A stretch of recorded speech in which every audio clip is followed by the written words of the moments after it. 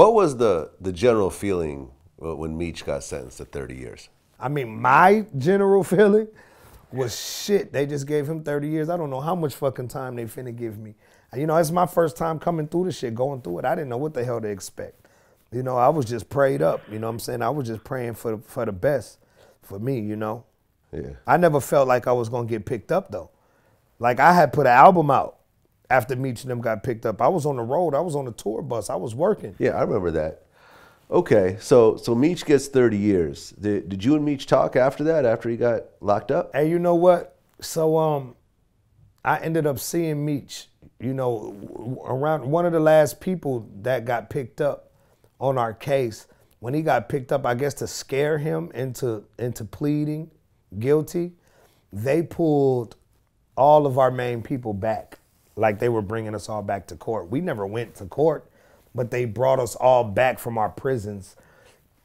And that was to let him know that, hey, yo, this person's back. J-Bo's here, Meech is here, Bleu is here, you know, Tito's here, Doc is here, this person, that person's here. So he don't know what nobody's saying. You know what I'm saying? Even though didn't nobody say nothing. But this is the game that these people play. You know what I'm saying? To get you to plea out. You know what I'm saying? So, you know, at that time, when I was coming through transit, fucking Meech was coming through transit. So I'm in a holding cell in Tallahassee, Florida. And I just started hearing people saying, oh shit, Meech and Bleu DaVinci. And they was like, yo, Bleu, here come Meech, here come Meech. And I'm thinking they playing. And then I jumped up and looked out the door, up the hallway, and here he come walking in. We rode all the way from Florida to Georgia together. You know, we sat next to each other on the bus and talked and laughed and shit about different shit. And just, you know, I hadn't seen him since 2005. And that was in 2010, which this happened.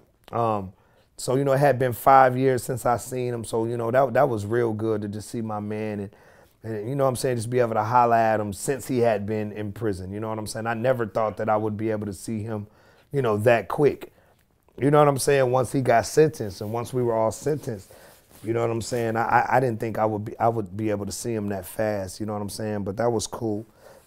You know what I'm saying? And I still, like, when people go visit him, I send them messages and I send my love and he sends his love back. And, you know, we try to correspond as much as we can through other people because we can't directly correspond with each other. Oh, really? Why is that?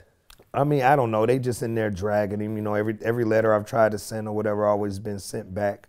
Maybe because we're on the same case and, you know, they don't want us to communicate for whatever reasons or whatever. But, you know, we still have mutual people, and his girl, you know, she always, you know, when she goes to visit him and stuff like that, she goes and gives him my message or brings me his message. And, you know, I got people from the streets all the time that write him letters and he writes them back and he tells everybody, holla at Bleu. You know, Bleu out there, he doing his thing, holla at Bleu, he can help you. I got like the whole world.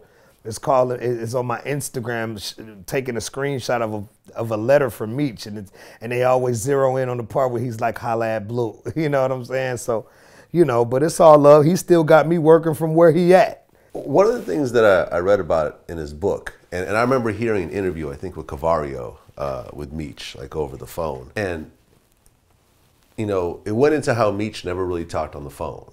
And he was saying how a lot of people went down because they were in love with the phone. Oh, yeah. And you know, they even had him pinned on a couple phone calls that played a part in his case.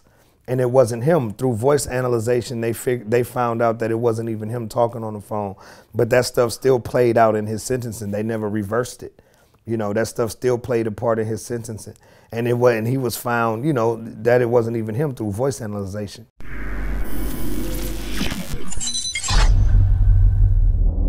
What do you think about Charlamagne comparing, you know, to Pimp a Butterfly and you know, Sugar Free's influence? I heard myself.